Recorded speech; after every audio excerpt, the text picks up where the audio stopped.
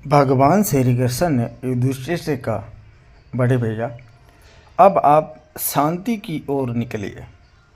आप जो छोटे मोटे राज्य हैं उनसे शांति बनाइए, दोस्ती और मित्रता का हाथ बढ़ाइए।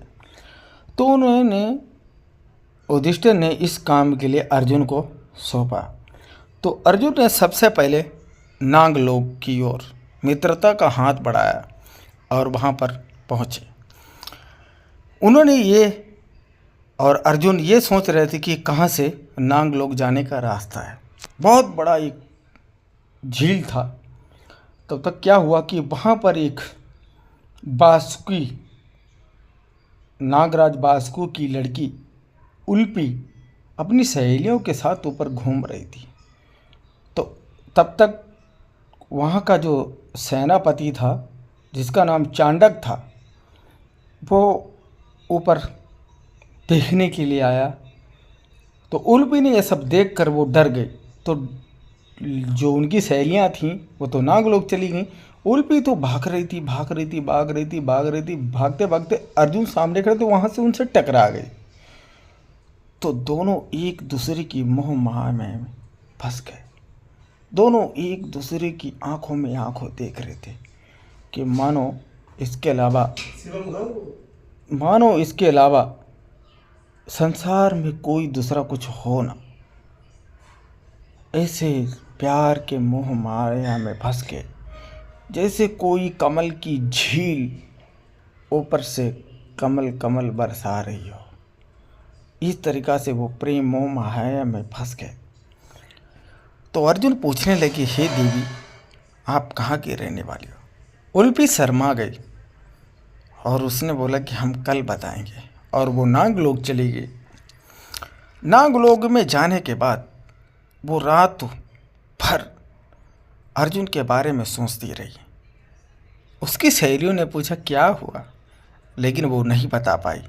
लेकिन उसके दिल में अर्जुन ने अपना घर बना लिया था।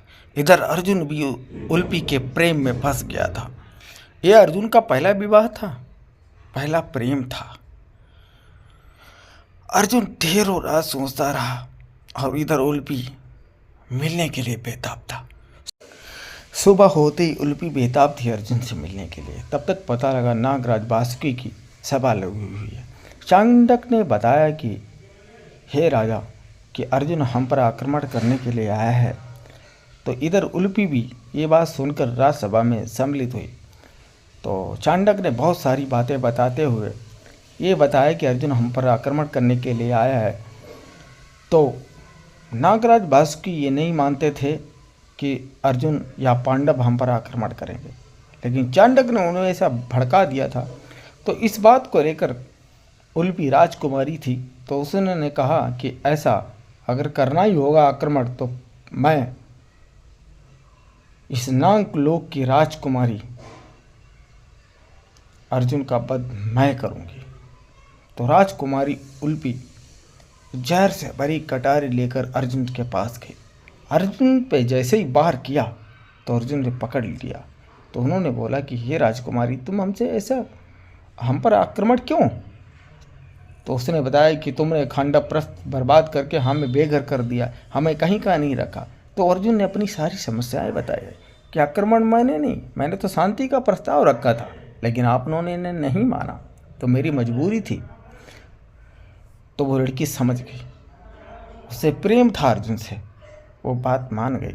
वो नागलोक लेकर पहुंचे अर्जुन को अपने कच्छ में छुपाया। लेकिन चांडक इस बात से सहमत नहीं था। चांडक सुबह होते उसके बाद चांडक भी धरती पर आया और उसने देखा कि अर्जुन का मुकुट और गांडीव रखा हुआ है। वो उठाकर बासुकी के पास लेके गया। नागलोक का राजा बासुकी ये देखकर चकित हो गया, लेकिन फिर भी नागलोक का राजा बासुकी ये बात मानने को तैयार नहीं था। उन्होंने कहा कि हे चांडक, हो सकता है अर्जुन ये गांडीव और मुकुट रखकर कहीं घूमने गया हो। लेकिन नहीं, चांडक इस मानने को तैयार नहीं था। ये सारी प्रथाएं चलते रही। इधर उल्पी और अर्जुन का प्रेम प्रसंग बहुत बढ़ता रहा। इतना बढ़ गया कि पानी सिर के ऊपर हो गया। मानो अब ये अर्जुन का गांडीव और मुकुट जो चांडक चुरा के लाया था, अर्जुन के प्रेम में उल्पी इतनी बेताब थी कि चांडक के कच्छ से चुराकर अर्जुन को वापस दे दिया।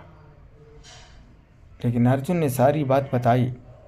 फिर एक दिन ऐसा हुआ कि राजमाता जो बासुकी की पत्नी थी, उल्पी की माँ, वो ये चाहती थी राजकुमारी उल्पी चांडक से विवाह करें, उनके गले में वरमाला डालें।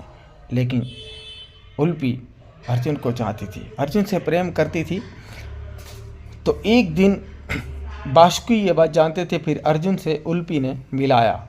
उन्होंने कहा कि महाराज, मैं शांति का प्रस्ताव लेकर आया हूँ, मैं युद्ध नहीं चाहता। बासुकी बड़े खुश हुए। चांडक ने बताया कि फिर तुमने हम पर आक्रमण क्यों किया। ये बात अर्जुन ने सारी नागराज के राजा को बताई और वो खुश हुए। तो उन्होंने कहा कोई बात नहीं, ऐसा होता रहता है। फिर ये ढेरों सारी बात हुई। तो लेकिन जो उल्पी की माँ थी वो चाहती थी चांडक से शादी हो, तो इस कारण वो नहीं चाहती थी कि अर्जुन से विवाह हो। तो उन्होंने ये प्रस्ताव रखा, अर्जुन के पास जाकर बोला, अगर तुम मेरी बेटी से अगर प्रेम और विवाह करना चाहते हो तो मैं तुम्हारा शांति का प्रस्ताव नहीं मानूंगी और तुम यहाँ से चले जाओ। लेकिन बासुकी ये चाहते थे कि शांति प्रस्ताव मानने के बाद भी अगर मेरी बेटी अगर प्रेम और विवाह करना चाहती है तो मेरे सौभाग्य की बात है। बासुकी पिता पुत्री का हमेशा खुशी चाहता है, लेकिन अर्जुन मजबूर थे क्योंकि उन्हें भगवान श्री कृष्ण का ये कहा था कि शांति दूत बन के जाओ, हर जगह शांति और मित्रता का हाथ बढ़ा के आओ। तो शांति तो स्वीकार कर ली महाराज बासुकी ने, लेकिन उनकी माँ चाहती थी कि चांडक से शादी हो, लेकिन बेटी चाहती थी कि अर्जुन से शादी हो, और बाप भी चाहता था कि अर्जुन से शादी हो। और नागलोक में एक बहुत बड़ी प्रथा चलती थी कि एक अमावस्या की रात आती है जहाँ पर कन्या को अपने वर चुनने का अधिकार होता था।